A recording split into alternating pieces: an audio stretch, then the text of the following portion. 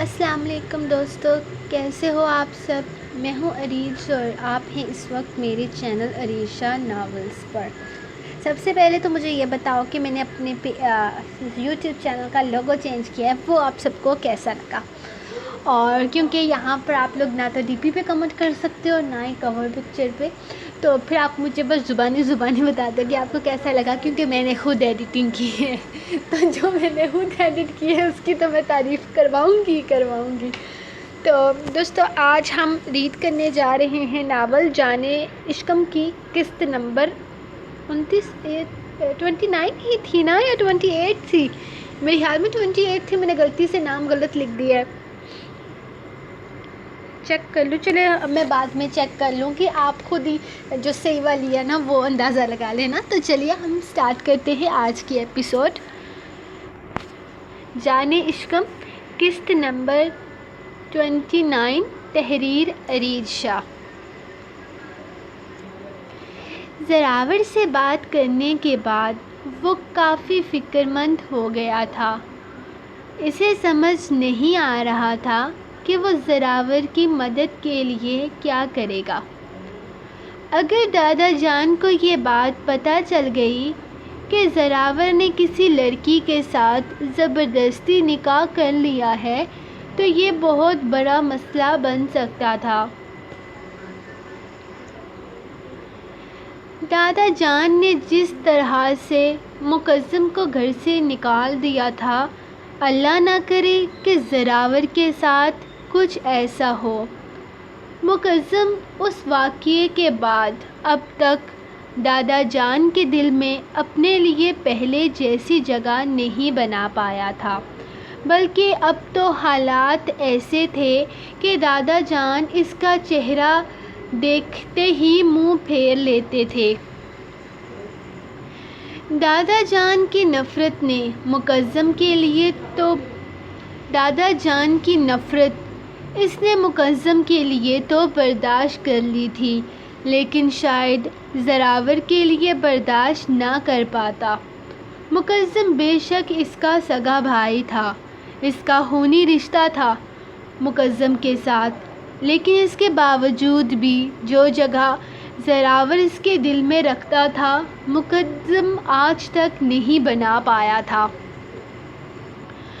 اگر یہ کہا جائے کہ وہ مقدم سے زیادہ زراور کو اپنا سگا بھائی مانتا تھا تو اس میں کچھ غلط بھی نہیں تھا، کیونکہ مقدم نے زندگی کے ہر موڑ پر سب سے پہلے اپنی ذات کے بارے میں سوچا تھا، اس لیے اس کے لیے رشتے ناتوں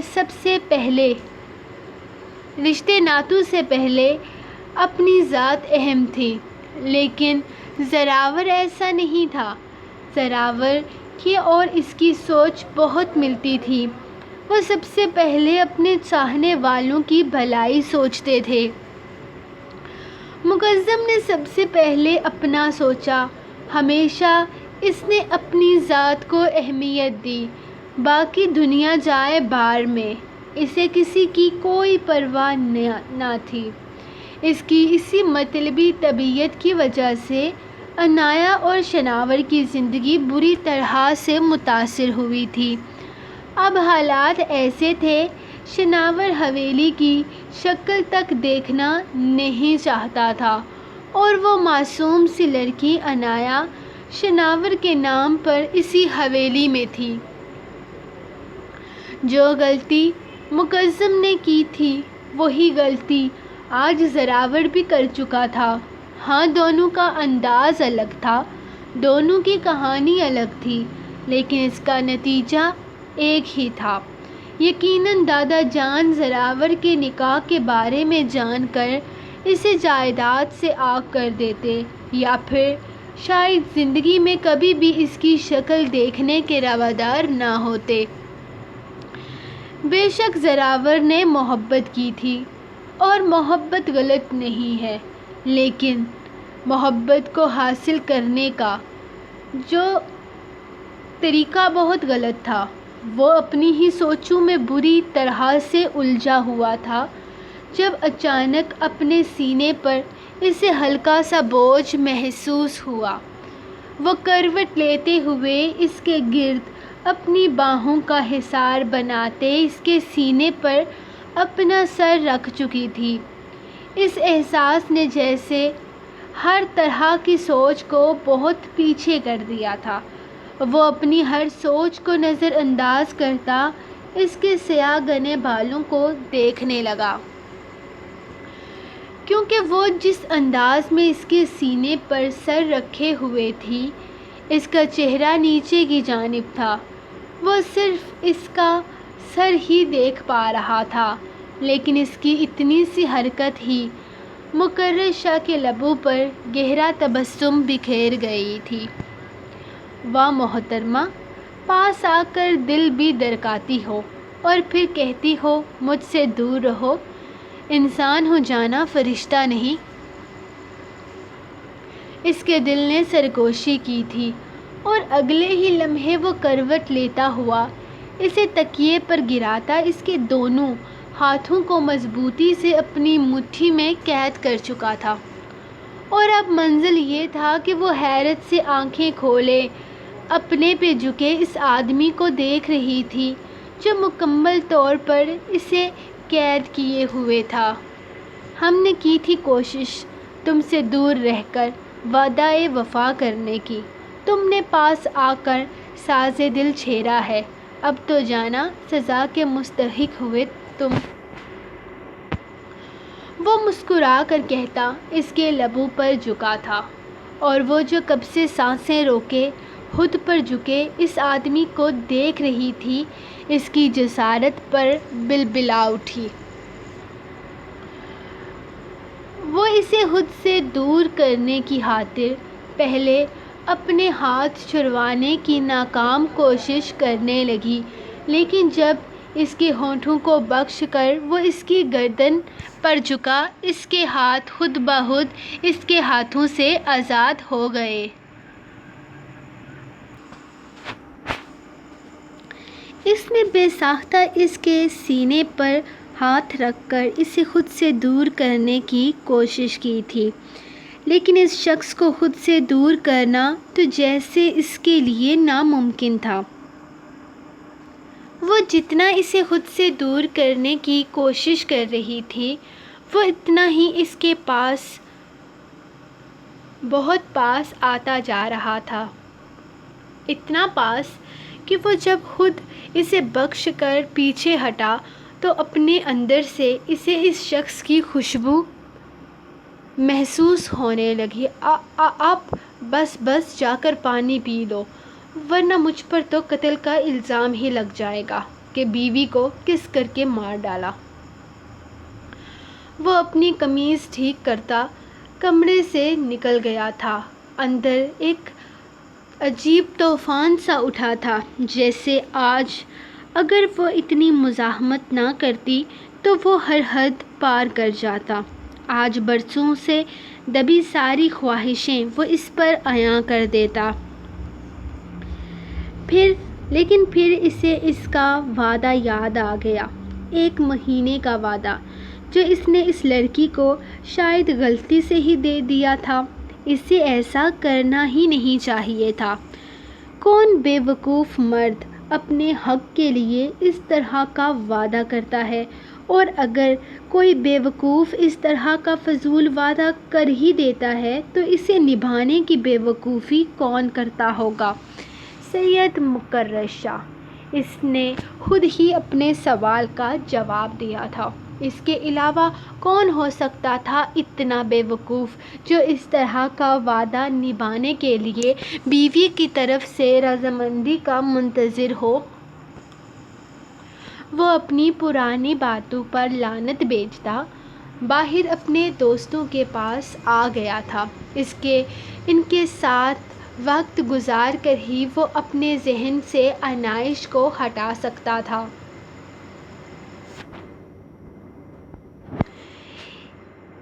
اس کے جانے کے بعد بھی وہ کتنی ہی دیر بیڈ پر بیٹھی لرزتی رہی۔ اس نے خود کو چھڑوانے کی ہر ممکن کوشش کی تھی، لیکن وہ شخص اس پر اتنے برے طریقے سے حاوی ہوا تھا کہ وہ مکمل بے بس ہو گئی تھی۔ اسے اپنی حالت پر رونا آ رہا تھا کہ کیسے وہ اس سے آزادی حاصل کرے گی، کس طرح اس سے دور جائے گی۔ اس کی پہنچ سے تو وہ دور جا نہیں سکتی تھی، لیکن اب اس کی جسارتیں دن بدن بڑھتی جا رہی تھی۔ اتنے دنوں سے تو دونوں میں کوئی بات ہی نہیں ہو رہی تھی، اور آج پھر ایک بار موقع دیکھتے ہی وہ اس کے پاس آ گیا۔ وہ کتنے دنوں سے کوشش کر رہی تھی کہ وہ اس سے بات کرے گا، اور وہ آگے سے انتہائی بدتمیزی سے اس سے مخاطب ہوگی،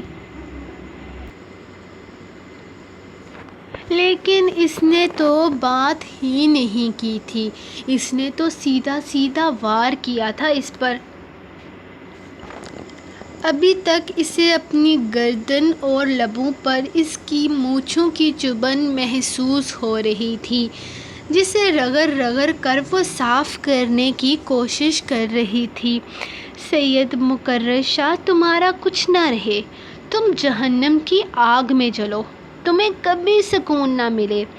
وہ پھوٹ پھوٹ کر روتے اسے بددعائیں دینے لگی، کیونکہ اس کے علاوہ وہ کچھ نہیں کر سکتی تھی۔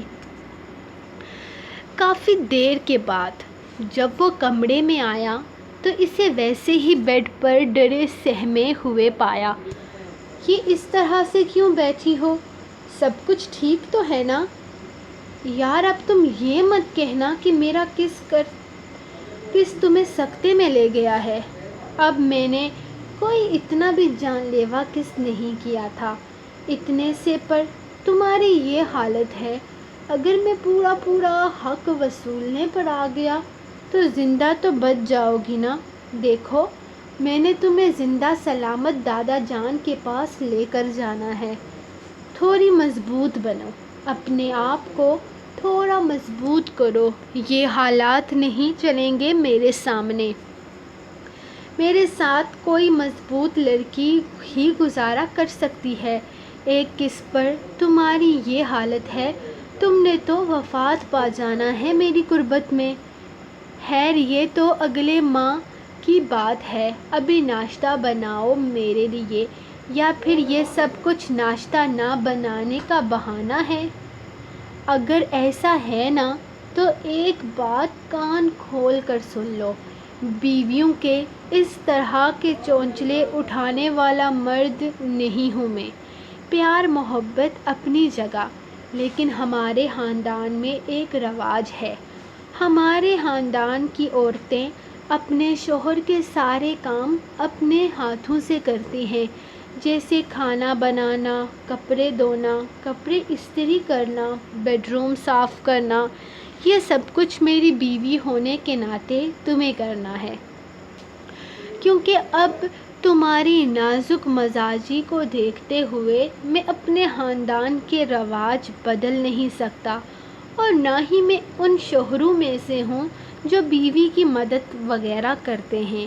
اس کام کے لیے ہم نے ملازم رکھے ہوئے ہیں، اور تمہاری مدد کے لیے میں نے ملازمہ رکھی ہوئی ہے جو روز آ کر گھر کی ساری صفائی کرتی ہے، لیکن پھر بھی جو کام تمہارا ہے وہ تمہیں کرنا ہے۔ اسی لیے یہ نازک مزاج سائیڈ رکھو اور اٹھ کر کام کرو۔ ہاں مجھے یاد آیا، تم ملازمہ کو کیا کہہ رہی تھی کہ تم نئی نویلی دلہن ہو، جو جویلری کپڑے پہننا تم پر فرض ہے، اور کام اس طرح سے لیا جا رہا ہے جیسے تم صدیوں کی کوئی شادی شدہ عورت ہو۔ تو ڈارلنگ، نئی نویلی بیویوں کے نخرے اٹھائے جاتے ہیں، اس میں کوئی شک نہیں کہ اس کی بھی کچھ شرائط ہوتی ہیں۔ تم پہلے میرے حقوق ادا کرو، پھر میں تمہارے حقوق کے بارے میں سوچوں گا۔ مطلب صاف ہے کہ جب تک تم میرے نخرے نہیں اٹھاؤ گی، تب تک میں بھی ایسا کوئی ارادہ نہیں رکھتا، اور تمہیں نئی نویلی بیویوں کی طرح میں رکھوں گا، بالکل رکھوں گا، لیکن 1 مہینے کے بعد جب تم بیویوں والے فرائض سر انجام دو گی تب میں بھی اچھا شوہر بن کر دکھاؤں گا۔ مجھے کوئی ضرورت نہیں ہے آپ کا اچھا شوہر والا روپ دیکھنے کی، سمجھے آپ یہ اچھا اور نیک شوہر نہ اپنی ان 3 بیویوں کو بن کر دکھائیں جو آپ کے دائیں بائیں گھومتی ہیں۔ مجھے کوئی شوق نہیں ہے آپ سے اپنے نخرے اٹھانے کا، میں خود اپنے سارے کام کر سکتی ہوں، اور ویسے بھی اگر ان کاموں کی وجہ سے آپ مجھ سے دور رہیں تو یہ تو اللہ کی طرف سے غنیمت ہے۔ جیسے رمضان کے مہینے میں شیطان کو خود سے دور رکھنے کے لیے ہم وہ ہر ممکن کام کرتے ہیں کہ شیطان ہم پر حاوی نہ ہو، اسی طرح یہاں میں ہر ممکن کام کروں گی تاکہ آپ جیسا شیطان مجھ